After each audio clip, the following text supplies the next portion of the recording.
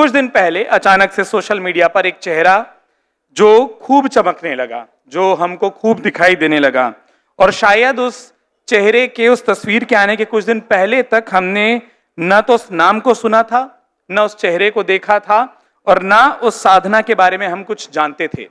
मैं बात कर रहा हूं हमारे अगले सत्र में हमारे बीच में आने वाले हमारे प्रमुख वक्ता की। मंच पर उनको मैं आमंत्रित करने वाला हूं जो सिर्फ 19 साल के हैं, लेकिन 19 साल का वो साधक, वो तपस्वी, उन्होंने कुछ ऐसा करके दिखाया जो पिछले 200 साल में, इस शब्द पर ध्यान दीजिएगा, पिछले 200 साल में भारतवर्ष में कोई नहीं कर सका है।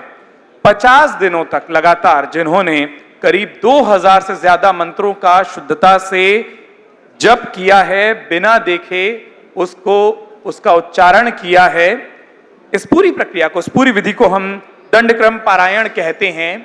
इसको करने वाले 19 साल के वो तपस्वी साधक देवव्रत महेश रेखे, जोरदार तालियों के साथ मंच पर स्वागत करिए। आपकी उस साधना, आपकी उस तपस्या को देखकर प्रधानमंत्री नरेंद्र मोदी से लेकर इस देश के हर एक आध्यात्म प्रशंसक ने आपकी खूब साधना की थी। मैं साथ में मंच पर आमंत्रित करना चाहता हूं श्री महेश चंद्रकांत रेखे जी को, देवव्रत जी के पिता, और इस पूरे सत्र में जिसका नाम है मंत्र साधना, उस पर बात होगी।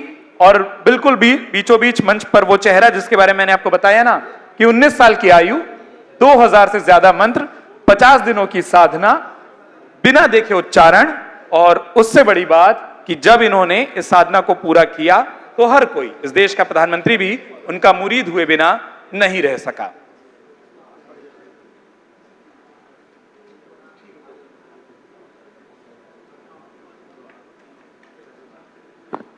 और इसे कहते हैं अवसर और लालच, कि उस जगह को छोड़कर यहां आ जाएं जब आपको इतिहास बनाने का मौका मिले। क्योंकि अब अगली बार कोई 200 साल बाद इस रिकॉर्ड को तोड़ेगा तो मुझे निश्चित तौर पर पता है कि मेरी आयु 200 वर्ष तो नहीं होने जा रही।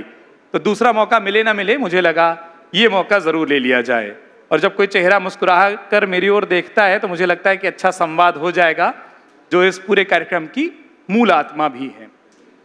देवव्रत जी, पूरी ईमानदारी से, मतलब आपके सामने उस असत्य को, झूठ को बोलने की मुझे कोई आवश्यकता नहीं है कि आपके नाम को हमने तब जाना जब आपने वो तब साधना, और उसमें करीब मुझे लगता है आधे वो 25 दिन पूरे किए, वाराणसी से आती वो तस्वीरें, और हम तब भी एक कौतूहल था कि ये क्या हो रहा है। और उसके बाद एक सुबह आता है देश के प्रधानमंत्री नरेंद्र मोदी का एक सोशल पोस्ट जिसमें वो बधाई देते हैं, जिसमें वो भारत के आध्यात्म की ताकत को बताते हैं। मैं यही पूछना चाहता हूं, 19 साल की उम्र में हम लोग बहुत कुछ सोचते हैं, क्या बनेंगे, क्या करियर चुनेंगे, कैसा करेंगे, क्या करेंगे। आपने ये क्यों चुना कि आप दंडक्रम पारायण जैसी इस कठिन विधा को, और मैं वापस इस शब्द पर जोर देना चाहता हूं ताकि हमारे तमाम वो अतिथि जो शायद अब तक इसकी महत्ता से दूर हों, 200 वर्षों में किसी ने नहीं किया, वो करना है।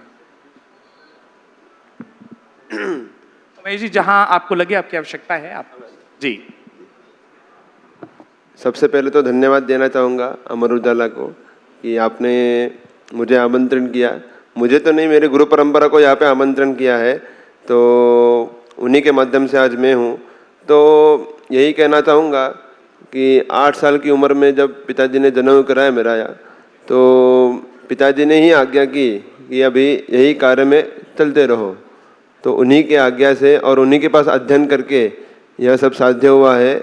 और दंडक्रम चुनने का तो ऐसे कोई हमने सोचा नहीं था। तो पिताजी ने जब 2002 में काशी में घन पारायण किया था, जहाँ पर अभी मैंने किया है, तो पिताजी ही बोले कि मैंने घन पारायण किया है तो तुम उसके कुछ आगे करो, मुझसे आगे जाओ। तो उन्हीं की कृपा से और उन्हीं के आशीर्वाद से यह सब साध्य हुआ है।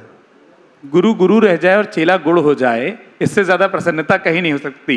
और जब चेला या शिष्य, सही शब्दों में, बेटा हो, और जो चुनौती या जो उपलब्धि आपने हासिल की वो से आगे एक बड़ी लकीर खींच दे, वो अनुभूति कैसी होती है? जरूर।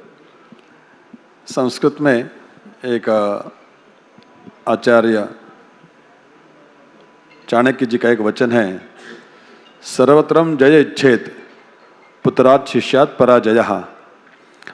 व्यक्ति ने हर मुकाम पर, हर स्थान पर अपने विजय की कामना करनी चाहिए, ये पुरुषार्थ भी है। लेकिन दो जगह पर अपना पराजय होना चाहिए ऐसी भी मन में भावना करनी चाहिए।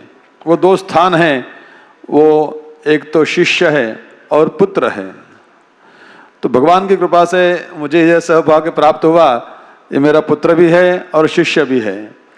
तो कोई भी व्यक्ति किसी को मार्गदर्शन करता है तो मार्गदर्शन के समय अगर वो व्यक्ति है कोई किसी भी विषय में हो, चाहे वेद विषय में हो या शास्त्र में हो या किसी अन्य विषय में हो, तो कोई अपने से अच्छा कार्य करता है तो उससे सबसे बड़ा आनंद किसको होता है? तो जो उसको पढ़ाता है, क्योंकि मेरे भी पीछे भी आगे जाकर वो कुछ करने की इच्छा रखता है और उसकी इतनी क्षमता है, तो इसका आनंद बहुत बहुत माने अवर्णनीय है।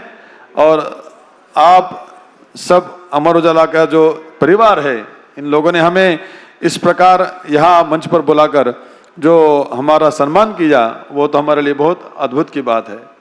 आपका सम्मान ये राष्ट्र लगातार कर रहा है, हर वो आध्यात्म प्रेमी कर रहा है। और मुझे लगता है जब ये सत्र समाप्त होगा तो तालियों से हम एक वो आभार भी जताएंगे, क्योंकि आपने, मैं वापस कह रहा हूँ, इस बात पर जोर देने की जरूरत है, जब हम शायद अपने ईश से कुछ मामलों में दूर होते जा रहे हैं, खासतौर पर मंत्रों के मामलों पर।